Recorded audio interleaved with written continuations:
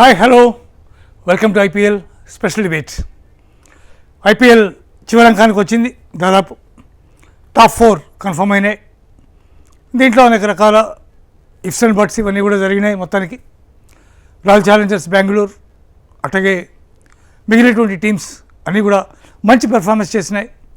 Last మూమెంట్లో RR ఓ అద్భుతమైనటువంటి పెర్ఫార్మెన్స్తో last 4 స్టేజ్కి వెళ్ళిపోయింది. దాంతో పంజాబ్ అవుట్ అయిపోయింది. అట్లాగే కేకేఆర్ అవుట్ అయిపోయింది పూర్తిగా. ఢిల్లీ అసలు సమస్య లేదు. ఇటువంటి పరిస్థితులన్నీ కూడా జరిగినాయి. చాలా ఉత్కంఠభరితమైనటువంటి మ్యాచ్లు మనం చూసాం. ఈ ఫైనల్ స్టేజ్లో ఫైనల్ 4 స్టేజ్లో మొట్టమొదటి మ్యాచ్ ఇవాళ జరగబోతోంది. Gujarat Titans versus royal Challengers Bengaluru. రెండు టీమ్స్ కూడా చాలా అద్భుతమైనటువంటి పెర్ఫార్మెన్స్ చేసినాయి. బ్రహ్మాండంగా వచ్చినాయి 1 and 2 పొజిషన్స్కి. మరోవైపు సన్ రైజర్స్ ఫస్ట్లో కొంత తడబడినప్పటికి కూడా అద్భుతమైనటువంటి పెర్ఫార్మెన్స్తో వాళ్ళు కూడా 3rd పొజిషన్కి వచ్చారు. 4th పొజిషన్ ఆర్ఆర్కి దక్కింది. ఎలిమినేటర్ 1 మ్యాచ్లో ఇవాళ అత్యద్భుతమైనటువంటి పోటీ మనం చూడబోతున్నాం. రెండు బలిష్టమైనటువంటి టీమ్స్, రెండు బ్రహ్మాండమైనటువంటి టీమ్స్, నో డౌట్. ఇద్దరు కూడా చెరోసారి ఐపీఎల్ టైటిల్ విన్నర్స్ వాళ్ళిద్దరు కూడా. ఇవాళ ఏం జరుగుతుంది, మ్యాచ్ ఎట్లా ఉండబోతోంది తెలుసుకునే ప్రయత్నం చేద్దాం. మనతో పాటు ప్రముఖ first class umpire at the same time ప్రముఖ ఎనలిస్ట్ రాంప్రసాద్ గారు మనతో ఉన్నారు. వారితో మాట్లాడి ఈ మ్యాచ్ విశేషాలు తెలుసుకుందాం. రాంప్రసాద్ గారు నమస్తే. నమస్తే అందరికి, హెచ్ఎం టీవీ ప్రేక్షకులందరూ కూడా నమస్కారం. ఈరోజు అద్భుతమైన మ్యాచ్, చాలా చక్కని మ్యాచ్. ఒకటి టాప్ గ్రూప్ లోపల టాప్ అంటే ప్లే ఆఫ్స్ లోపల వెళ్ళి 4వ జట్టు లోపల టాప్ గా ఆర్సీబీ, తర్వాత 2వ జట్టుగా గుజరాత్ ఉన్నాయి. రెండు కూడా సారూప్యాలు ఉన్నాయి. రెండు జట్లు కూడా అంటే ముఖ్యంగా రాయల్ ఛాలెంజ్ బెంగళూరు అలాగే గుజరాత్ టైటన్స్ ఇద్దరులో కూడా సమయోచితమైన ప్లేయర్లు ఉన్నారు. అంతేగాని వీళ్ళిద్దరు కూడా T20కి ముఖ్యంగా సూట్ అయ్యే ప్లేయర్లు కొద్దిగా. అటు చూస్తే గిల్ కానీ, ఇటు చూస్తే విరాట్ కోహ్లీ కానీ, వీళ్ళు T20 కైండ్ ఆఫ్ గేమ్ ఆడరు. వీళ్ళు స్ట్రైట్ ఖచ్చితత్వానికి మారుపేరుగా ఆడతారు, మంచి షాట్లు ఆడతారు. ముఖ్యంగా ఈ స్కూప్ షాట్స్ కానీ అలాగే అక్రాస్ ద బ్యాట్ షాట్స్ కానీ వీళ్ళు ఆడరు. వీళ్ళు నార్మల్ గా లాఫ్టెడ్ షాట్ ఆడతారు. మంచి పుల్స్, హుక్స్ ఉంటాయి, కట్స్ ఉంటాయి, డ్రైవ్స్ ఉంటాయి, ముఖ్యంగా లాఫ్టెడ్ షాట్ ఉంటాయి. ఇలాంటి ప్లేయర్లు అందరూ కూడా ఈ రోజు మ్యాచ్ ఆడుతున్నారు. బట్ రేపు విషయానికి వస్తే రేపు ఆర్ఆర్ వర్సెస్ మ్యాచ్ ఉంది. దాంట్లో ఇది ఈరోజు క్వాలిఫైయర్ మ్యాచ్, రేపేమో ఎలిమినేటర్. సో దాని గురించి చూస్తే అటు ఆర్ఆర్ లో కానీ అటు ఎస్ఆర్హెచ్ లో కానీ అరవీర భయంకరమైన ప్లేయర్లు ఉన్నారు. ఇద్దరు జట్లు కూడా అభిషేక్ శర్మ, అటు చూస్తే సూర్యవంశీ. కానీ ఈ రోజు మ్యాచ్ విషయానికి వస్తే ఈ రోజు మ్యాచ్ లో ఇద్దరు కూడా సమయోచితమైన ఆట తీరు కనబర్చే ప్లేయర్లు ఉన్నారు. ముఖ్యంగా వీళ్ళు మంచి షాట్లు ఆడడంలో మనం సిద్ధహస్తులు. అలాగే అద్భుతమైన క్రికెట్ చూడగలిగే అవకాశం ఈ రోజు మనకు లభించింది. ఎందుకంటే ఈ టాప్ 2 టీంలు మేబీ ఒకవేళ ఇది ఏదైతే ఒకటి ఓడిపోయిందో మళ్ళీ కూడా వచ్చే అవకాశం ఉంటుంది. ఎందుకంటే ఎలిమినేటర్ లో ఉన్న ఓడిపోయిన టీం వెళ్ళిపోతుంది. ఎలిమినేటర్ లో గెలిచిన టీం తోటి మళ్ళీ ఇక్కడ ఓడిపోయిన టీం ఆడుతుంది. సో అందుకని వీళ్ళకి ఒక మంచి అవకాశం, ఆర్సీబీకి అలాగే గుజరాత్ టైటన్స్ కి, ఈ రెండు జట్లకు కూడా మంచి అవకాశం. ఇది 2 అవకాశాలు ఉంటాయి వీళ్ళకు. ఒకవేళ గెలిస్తే ఫైనల్కి వెళ్ళిపోతారు. సో ఇంకా ప్రాబ్లమే లేదు, ఫైనల్లో ఆచితూచి హాయిగా ఆడొచ్చు. సో అలాగే ఆర్సీబీకి ఇంతకుముందు లాస్ట్ టైం విన్నర్స్, అలాగే గుజరాత్ ఒకసారి విన్నర్స్. అంటే ఇప్పుడు ఉన్న 4 టీంలు కూడా ప్లే ఆఫ్స్ లో ఉన్న 4 జట్టు కూడా ఒక్కొక్కసారి ఐపీఎల్ టైటిల్ గెలిచాయి. కానీ ఈసారి రెండవసారి ఎవరు గెలుస్తారనేది మాత్రమే మనం చూడాలి. ఇదొక గమ్మత్తుగా జరిగింది, కానీ మంచిగానే జరిగింది. పంజాబ్ ఊరిచ్చినప్పటికీ చివరి వరకు మరి చూసాం పంజాబ్ ఆడుతుందేమో అని. కానీ పంజాబ్కి ఆశ ఇవ్వకుండా ఆర్ఆర్ వరుసగా 2 మ్యాచ్లు గెలిచి మరి ప్లే ఆఫ్స్ లో అర్హత సాధించింది 4th టీమ్ గా. కానీ ఈ రోజు మ్యాచ్ మాత్రం రసవత్తరంగా కొనసాగే అవకాశం ఉంది. ఎందుకంటే 2 జట్లలో కూడా చక్కని క్యాప్టెన్స్ ఉన్నారు. ఇద్దరు కూడా క్యాప్టెన్స్ చాలా సమయోచితంగా నిర్ణయాలు తీసుకుంటారు. అలాగే విరాట్ కోహ్లీ ఒకవైపు గిల్, చాలా మంచి ప్లేయర్లు. రెండు వైపులా కూడా మంచి స్క్వాడ్ లోపల మీకు అద్భుతమైన ప్లేయర్లు ఉన్నారు. ఇలాంటి ప్లేయర్ల మ్యాచ్ రజత్ పటిదార్, శుభ్మన్ గిల్, అలాగే ఇక్కడ చూస్తే జాకబ్ బెత్తర్ ఉన్నాడు. అతను ఫామ్ లో లేకున్నా కానీ అతను మరి వికెట్ కీపింగ్ బ్యాటింగ్ చేస్తున్నాడు. కానీ ఎన్నడో ఒక్కసారి మాత్రం ఈ మ్యాచ్ లో పడతాడు. సార్ ఈ మ్యాచ్ లో ఫిల్ సాల్ట్ ఆడే అవకాశం ఉందని చెప్తున్నారు. How far it may be possible? Yeah maybe, ఎందుకంటే ఫిల్ సాల్ట్ చాలా కీలకమైన ప్లేయర్. మేబీ మరి ఫిట్నెస్ సమస్యల వల్ల అటు లాస్ట్ మ్యాచ్ లో ఆడలేకపోయినాడు. కానీ ఈసారి ఫిల్ సాల్ట్ ఆడితే మాత్రం వాళ్ళకు మంచి అవకాశాలు మెరుగెత్తాయి. యా అంటే ఒకవేళ అదే కనుక అనుకుంటే ఫిల్ సాల్ట్ కనుక ఆడితే వికెట్ కీపర్గా ఉన్నాడు కాబట్టి ఫిల్ సాల్ట్ ఆ ప్లేస్లో ఆల్రెడీ ఆడుతున్నటువంటి ప్లేయర్ని పక్క తప్పించే అవకాశం కనిపిస్తోందా జితేష్ శర్మ? డెఫినెట్ గా. అంటే ఇంకోటి ఏంటంటే ఫిల్ సాల్ట్ ఫారిన్ ప్లేయర్ కనుక ఇంకొక ఫారిన్ ప్లేయర్ ని కూర్చోబెట్టాల్సి వస్తుంది. సో అందుకని డెఫినెట్ గా ఒక ప్లేయర్ మాత్రం వీళ్ళకు తగ్గిపోతారు. కానీ తగ్గిపోయినా పెద్ద పర్వాలేదు, ఎందుకంటే వీళ్ళు ఎవరిని చాలా కూర్చోబెడతారని మీరు అనుకుంటున్నారు? కొద్దిగా ఇది క్లిష్టమైన ప్రశ్నే, జస్ట్ చూడాలి. ఎందుకంటే టైం బీయింగ్ లో చూస్తే మన లాస్ట్ మ్యాచ్ లోపల అంతగా పర్ఫార్మెన్స్ చేయని ప్లేయర్ ఎవరిని కూడా మనం పక్కకు పెట్టే అవకాశం ఉంటుంది ఈ మ్యాచ్ లోపల. ఎందుకంటే ఫిల్ సాల్ట్ చాలా కీలకమైన ప్లేయర్, మీకు తెలుసు. చాలా వేగంగా ఆడతాడు, అలాగే మంచి వికెట్ కీపింగ్ యూజ్ చేస్తాడు. అలాగే వెంకటేష్ అయ్యర్ లాస్ట్ మ్యాచ్ లో వెంకటేష్ అయ్యర్, దేవదత్ పడక్కల్. అంటే నా ప్రశ్న ఏంటంటే రొమారియో షెఫర్డ్ని ఏమన్నా బయట కూర్చోబెట్టే అవకాశం ఉందా అని. ఎస్ అదే ఒక్కసారి మనం అబ్జర్వ్ చేస్తే ఇప్పుడు ఎందుకంటే జేష్ హేజ్ల్వుడ్ పక్కకు పెట్టలేరు, అలాగే రొమారియో షెఫర్డ్ మాత్రమే వాళ్ళకి అవకాశం ఉంది. అలాగే టిమ్ డేవిడ్ ని పక్కకు పెట్టలేరు. టిమ్ డేవిడ్ జాకబ్ బెతల్ ఖచ్చితంగా వాళ్ళిద్దరు కూడా ఆడాల్సి ఉంటుంది, సందేహం లేదు అందులో. వాళ్ళిద్దరు డెఫినెట్గా ఆడతారు. ఫిల్ సాల్ట్ ఆడతాడు డెఫినెట్గా, ఆ ముగ్గురు ఆడతారు. లేకపోతే కింద ఉన్నటువంటి టాప్ ప్లేయర్స్ కనుక మనం చూసుకుంటే వీళ్ళలోంచి హేజల్వుడ్ ఇందాక మీరు చెప్పినట్టుగా ఖచ్చితంగా ఆడాల్సి వస్తుంది. కాబట్టి ఈ నలుగురిని కనుక పెట్టినట్టయితే రొమారియో షెఫర్డ్ని పక్కన పెట్టే అవకాశం స్పష్టంగా కనిపిస్తోందని నాకు అనిపిస్తోంది.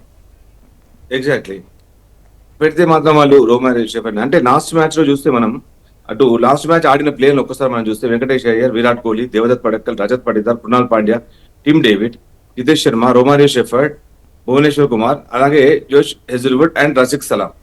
అంటే ఈ ముగ్గురుతో అంటే చాలా చక్కని ఒక టీమ్ బ్యాలెన్స్ తోని మన టీం తీసుకున్నారు. కానీ ఈ మ్యాచ్ లో మన డెఫినెట్ గా ఫిల్ సాల్ట్ వచ్చే అవకాశం అయితే ఉంది. అంటే ఒకవేళ ఫిల్ సాల్ట్ కనుక వచ్చేటైతే జితేష్ శర్మని పక్కన కూర్చోబెడతారా? ఎందుకంటే వికెట్ కీపర్ ఆల్రెడీ ఉన్నాడు కాబట్టి జితేష్ శర్మ ప్లేస్లో ఇంకోటి ఎవరైనా తీసుకునే అవకాశం ఉందా? డెఫినెట్ గా ఇది ఒక మంచి అవకాశం కూడా వాళ్ళకి. జితేష్ శర్మ అసలు ఫామ్ లో లేడు, అతనికి చాలా హైప్ ఇచ్చారు. అతను వరల్డ్ కప్ టీమ్ లో కూడా అతను దాదాపుగా సెలెక్ట్ అయ్యే అవకాశం కూడా ఉండేది. బట్ అతను డొమెస్టిక్ లో కూడా కొత్తగా రాణించింది లేదు.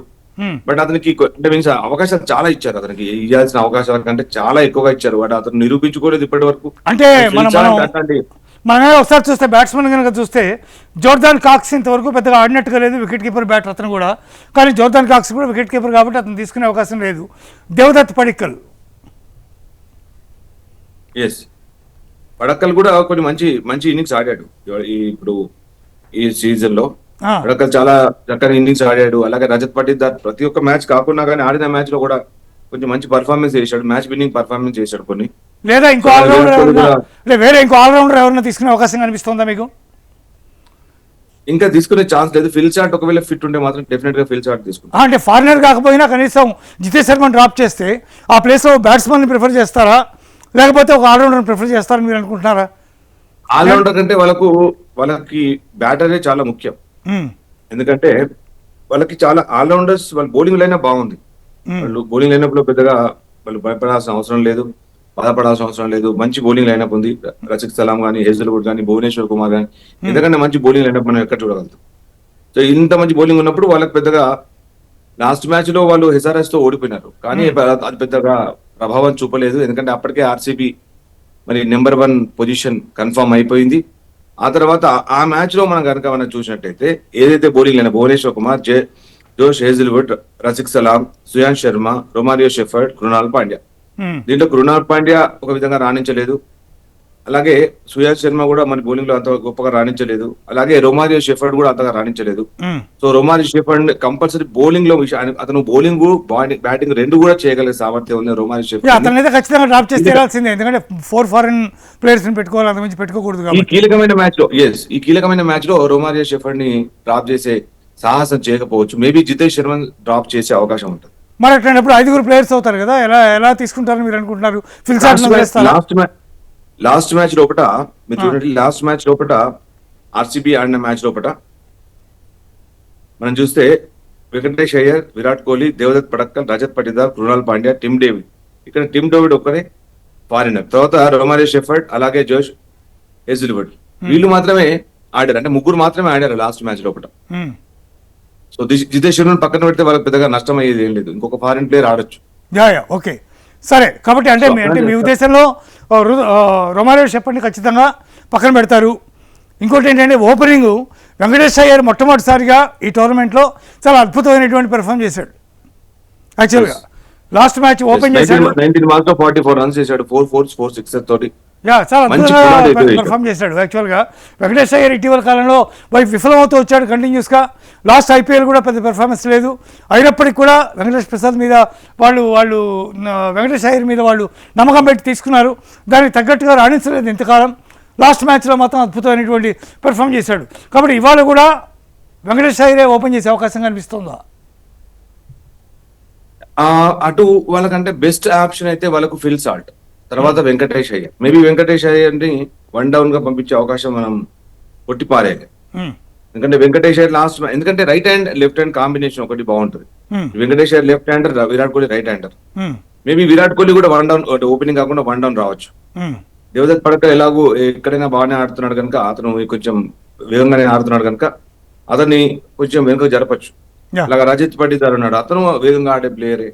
ఇప్పుడు ముఖ్యంగా ఈ ఐపీఎల్ అయితే అతను స్ట్రైక్ రేట్ చాలా బాగుంది రజత్ పటిదార్. సో వీళ్ళకు బ్యాటింగ్ విషయంలో కూడా కొద్దిగా వెసులుబాటు చాలా ఉన్నాయి.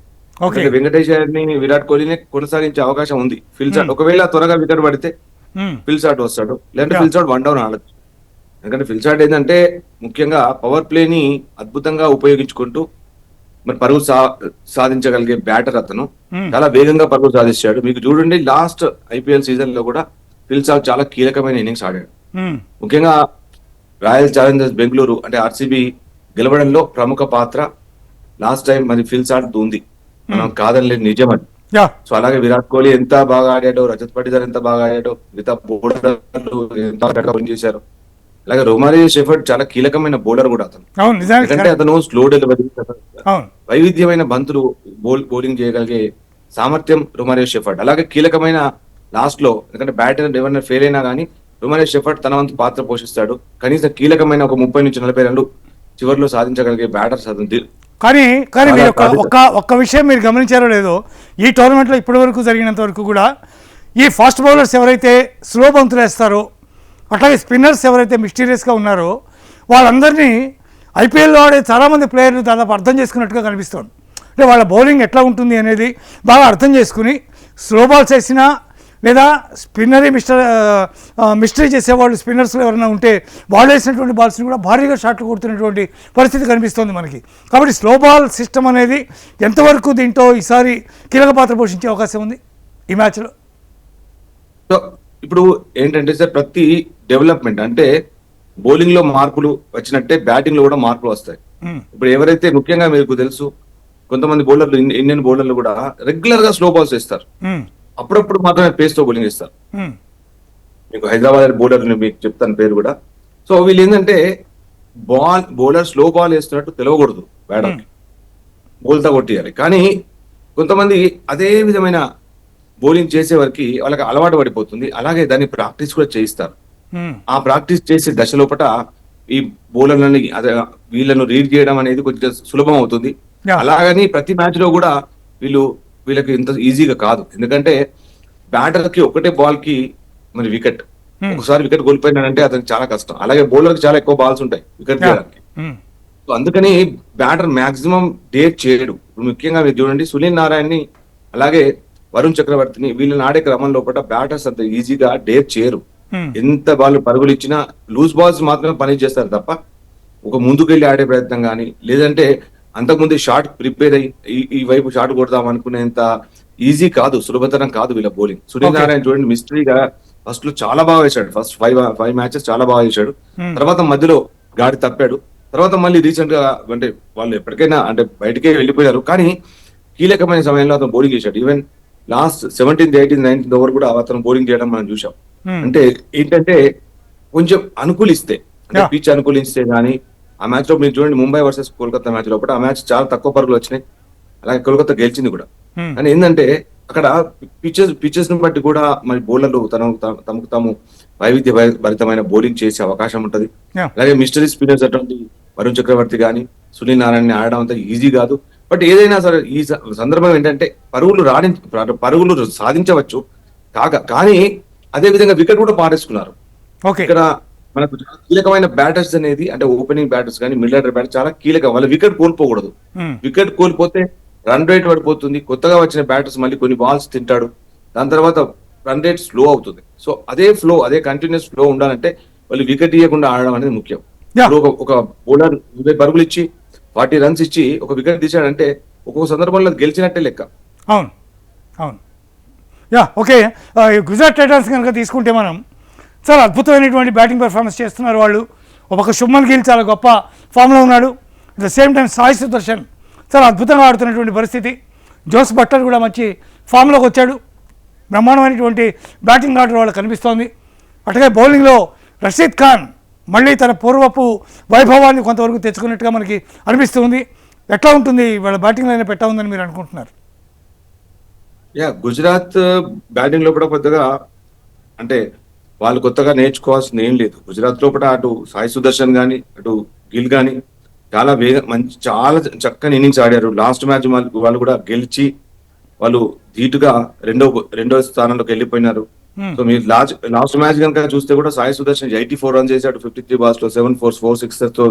అలాగే శుభ్మన్ గిల్ 64 రన్స్ 37 బాల్స్ లో కూడా 7 4s. వాళ్ళ స్ట్రైక్ రేట్ కూడా మోర్ దాన్ 150 170 అలా ఉంది. సో అలాగే జాస్ బట్లర్ లాస్ట్ మ్యాచ్ లోపల మరి తిరిగి తన ప్రాభవం చూపించాడు. 27 బాల్స్ లో 57 5 4s 4 6s. అలాగే ఈ గత 2-3 సంవత్సరాల నుంచి రాహుల్ తెవాటియా పూర్తిగా ఇబ్బంది పెడుతున్నాడు గుజరాత్ ని. ఎందుకంటే అతను అటు బౌలర్ గా కాడు నా బ్యాటర్ గా కాడు, రెండు విధాలుగా అతనికి ఉపయోగపడట్లేదు. 1-2 మ్యాచ్ 20-30 రన్లు కొట్టడం వల్ల అతను టీంలో ఉండేంత గొప్పగా అనిపించట్లేదు. అలాగే వాషింగ్టన్ సుందర్ ఎప్పుడు ఎలా ఆడతాడో, అతను బౌలింగ్ చేస్తాడో చేయడో, అతను మన మ్యాచ్ లో ఉంటాడో అది కూడా కొద్దిగా ప్రశ్న లేవనెత్తే అవకాశం ఉంది. మరి వాషింగ్టన్ సుందర్ అంటే వీళ్ళు చూడండి గమ్మత్ ఏంటంటే వీళ్ళ ముఖ్యంగా ముగ్గురు మీదే దిగుతుంది. ఒకటి సాయి సుదర్శన్, 2 శుభ్మన్ గిల్, అలాగే లాస్ట్ లోపల వచ్చే జాసన్ హోల్డర్. అలాగే బౌలింగ్ లో విషయానికి వస్తే Kagiso Rabada and Rashid Khan. వీళ్ళకు మాత్రం అద్భుతమైన బౌలర్స్ ఉన్నారు. ఎక్కువగా అంటే మోర్ దాన్ 150 రన్స్ బాల్స్ కంటే ఎక్కువగా డాట్ బాల్స్ వేసిన బౌలర్ ఉన్నాడు. Number 1 bowler. ఇప్పుడు ఈ సీజన్ లోనే డాట్ బాల్స్ అత్యధికంగా బౌలింగ్ చేసిన బౌలర్ ఎవరైనా అంటే మొహమ్మద్ సిరాజ్ అతను ఉన్నాడు. అలాగే ఎప్పుడంటే అప్పుడు వికెట్లు తీసే కగిసో రబాడా ఉన్నాడు. మరి మిస్టరీ స్పిన్నర్ కాకుండా అంతకంటే కూడా top class bowler Rashid Khan ఉన్నాడు. ప్రపంచవ్యాప్తంగా అన్ని కార్పొరేట్ లీగ్స్ లో కూడా అద్భుతంగా రాణించగలిగి రషీద్ ఖాన్ ఉండడంతో వాళ్ళ పని సులువైతుంది. సో చూడండి వీళ్ళకు జాసన్ హోల్డర్ ఉన్నాడు, రషీద్ ఖాన్, కగిసో రబాడా, అర్షద్ ఖాన్, మొహమ్మద్ సిరాజ్, ఇంత మంది బౌలర్లు ఉన్నారు. వాళ్ళకు టాప్ క్లాస్ టీం ఉంది. గుజరాత్ ని అంత ఈజీగా తీసేయడానికి లేదు. ఎందుకంటే ఇప్పుడు ఇంకొకటి ఏంటంటే ఈ మ్యాచ్ చాలా కీలకం. గెలిస్తే ఫైనల్లో ఆరాంగా ఇంకొక టీం కోసం వెయిట్ చేసుకుంటూ 2-3 రోజుల దాకా హాయిగా వాళ్ళ ఫిట్నెస్ కూడా మెరుగుపరుచుకునే అవకాశం ఉంటుంది. సో అందుకని ఈ మ్యాచ్ గెలవడానికి మాత్రమే మంది ఇష్టపడతారు. ఒకవేళ ఓడిపోతే అవకాశం అయితే ఉంటుంది ఇంకొకటి. మరి ఇట్లాంటి పరిస్థితుల్లో సో ఇవాళ ఎవరు ఇంపాక్ట్ ప్లేయర్ అని అనుకుంటున్నారు మీరు? ఇవాళ మీరు మ్యాచ్లో అటు బెంగళూరు నుంచి ఎవరు ఇంపాక్ట్ ప్లేయర్గా ఉండే అవకాశం ఉంది? ఇటువైపు జీటీ నుంచి ఎవరు ఇంపాక్ట్ ప్లేయర్గా ఉండే అవకాశం ఉంది? అటు బెంగళూరు విషయానికి వస్తే చాలా ఆప్షన్స్ ఉన్నాయి. అంటే మీరు బెంగళూరులో జితేష్ శర్మని ఇంపాక్ట్ ప్లేయర్గా పెట్టుకునే అవకాశం ఉందా, లేకపోతే మనం ఇందాక మనం చెప్పుకున్నటువంటి పేర్లలో ఎవరిని ఇంపాక్ట్ ప్లేయర్గా పెట్టే అవకాశం ఎక్కువ కనిపిస్తుంది మీకు? అసలు జితేష్ శర్మ గురించి మనం అసలు టీం లెవెల్లోనే అతనికి ఛాన్స్ లేదు. అలాగే అతను బ్యాటర్ గా కూడా అతను అద్భుతంగా ఆడితే కదా, ఒక బ్యాటర్ వికెట్ కీపర్ బ్యాటర్ గా ఆడుతున్నాడు. కనీసం బ్యాటర్ గా రాణించినా గానీ అతనికి ఛాన్స్ ఉండేది. కానీ అతను బ్యాటర్ గా కూడా ప్రూవ్ చేసుకోలేకపోతున్నాడు. సో అలాంటి జితేష్ శర్మను మనం ఇంపాక్ట్ ప్లేయర్ గా చూడడం అనేది కష్టం. ఓకే. అలాగే మేబీ టిమ్ డేవిడ్ గా మరి పెట్టొచ్చు. ఎందుకంటే టిమ్ డేవిడ్ అతను బ్యాటింగ్ మాత్రమే అతను చాలా చక్కగా చేస్తాడు. సో అలాంటి టిమ్ డేవిడ్ ని పెట్టే అవకాశం ఉంది. గుజరాత్ లో అయితే తెవాటియా రెగ్యులర్ గా మరి ఇంపాక్ట్ ప్లేయర్ గా ఆడుతున్నాడు. సో అందుకని ఇక్కడ అంటే ఆప్షన్స్ చాలా ఉన్నాయి. ముఖ్యంగా మ్యాచ్ స్టార్ట్ అయింది అంటే వాళ్ళకి ఈజీగా ఇంపాక్ట్ ప్లేయర్ అంటే ముఖ్యంగా టాస్ గెలిచిన తర్వాత మనం బౌలింగ్ చేస్తున్నామా బ్యాటింగ్ చేస్తున్నామా అది తెలిసిన తర్వాత ఇంపాక్ట్ ప్లేయర్ తీసుకోవడం అనేది సులువు అవుతుంది. అంతవరకు కొద్దిగా ఇబ్బంది అవుతుంది. మీరు ఇప్పుడు లాస్ట్ మ్యాచ్ చూడండి. లాస్ట్ మ్యాచ్ లోపల మనకు ఇంపాక్ట్ ప్లేయర్ గా టిమ్ డేవిడ్ ఆడాడు. సో నేను ఈ రోజు కూడా నేను అదే చెప్తాను, టిమ్ డేవిడ్ మళ్ళీ ఇంపాక్ట్ ప్లేయర్ గా తీసుకుంటాను. ఎందుకంటే అతను బౌలింగ్ చేయడు కనుక ఒక ఫీల్డింగ్ కోసమే అతను ఆడాలి. అలాంటిది అతను బ్యాటింగ్ అయిపోయిందండి, అతను ఫీల్డింగ్ కూడా చేయొచ్చు. సో అట్లాంటప్పుడు టిమ్ డేవిడ్ ను ఇటు నుంచి వచ్చే అవకాశం ఉంది, అక్కడ తెవాటియా వచ్చే అవకాశం ఉంది. మ్మ్.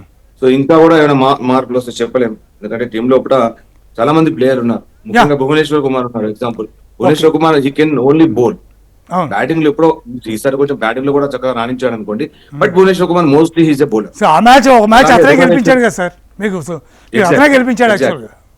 యా అదే చెప్తున్నాను. సో అందుకని ఇప్పుడు జోష్ హేజిల్వుడ్ ఉన్నాడు, అతను ఓన్లీ బౌలింగ్ మాత్రమే చేయగలుగుతాడు. యా రసిక్ సలా ఉన్నాడు, అతను కూడా బౌలింగ్ చేయగలుగుతాడు. అంటే వీళ్ళకి ఆప్షన్స్ ఎక్కువగా ఉన్నాయి. యా ఒక్క విషయం చెప్పండి, క్యాచ్లు ఎంతవరకు ఈ మ్యాచ్లో రెండు జట్లు ఇప్పటివరకు పెర్ఫార్మెన్స్ కనుక చూస్తే ఫీల్డింగ్లో ఎవరు బెటర్గా ఉన్నారని మీకు అనిపిస్తోంది? సో ఫీల్డింగ్ లో రెండు టీమ్స్ కూడా బాగుంటాయి, ఎందుకంటే ముఖ్యంగా బెంగళూరులో కూడా చాలా వేగంగా ఫీల్డింగ్ చేసి త్రో అంటే అవుట్స్ అంటే ముఖ్యంగా బౌండరీల దగ్గర ఫీల్డింగ్ చేయడం చాలా బాగుంటది. అలాగే మీకు రన్స్ స్టాప్ చేయడంలో కూడా విరాట్ కోహ్లీ కాకుండా టిమ్ డేవిడ్ వీళ్ళందరూ కూడా మంచి ఫీల్డర్స్. అలాగే గుజరాత్ కూడా అద్భుతమైన ఫీల్డర్స్, సాయి సుదర్శన్ వీళ్ళందరూ కూడా అంటే మన ముఖ్యంగా గిల్ అంటే సర్కిల్ లోపల ఉంటాడు, సర్కిల్ లోపల. అలాగే ఎప్పుడైనా అవసరం వచ్చినప్పుడు బౌండరీ దగ్గర కూడా మరి చాలా సాధికారికంగా ఫీల్డింగ్ చేయగలిగే ఫీల్డర్స్ రెండు జట్లలో కూడా అద్భుతమైన ఫీల్డింగ్ ఉన్నారు. ముఖ్యంగా ఈ ఫీల్డింగ్ వరకే చాలా మట్టుకు మీరు చూడండి, చాలా కొన్ని టీంలో అయితే పూర్తిగా పంజాబ్ టీంలో అనుకుంటా అతను శశాంక్ సింగ్ చాలా క్యాచెస్ డ్రాప్ చేశాడు, యా మోర్ దాన్ 10 క్యాచెస్ కంటే ఎక్కువ కూడా డ్రాప్ చేసినట్టుగా నేను చూసాను. ఓకే, ఫైనల్గా ఒక మాట చెప్పండి, ఇవాళ ఈ మ్యాచ్లో ఎవరు గెలిచే అవకాశం ఉంది మీ దృష్టిలో? నాకైతే గుజరాత్ టైటన్స్ నా ఫేవరెట్ ఈ match. Yeah okay sir, thank you so much, చాలా చక్కటి విశ్లేషణ అందించినందుకు. చూద్దాం ఎవరు గెలుస్తారో. ఇవాళ మ్యాచ్ చాలా కీలకం, చాలా అద్భుతంగా జరిగేటటువంటి అవకాశం ఉంది. బ్రహ్మాండమైనటువంటి పోరుని ఎక్స్పెక్ట్ చేస్తున్నారు అందరూ కూడా. క్రికెట్ అభిమానులందరూ కూడా కన్నుల విందు కలిగేటటువంటి అవకాశం స్పష్టంగా కనిపిస్తోంది. ఇది వాటి special debate. Keep watching HM TV.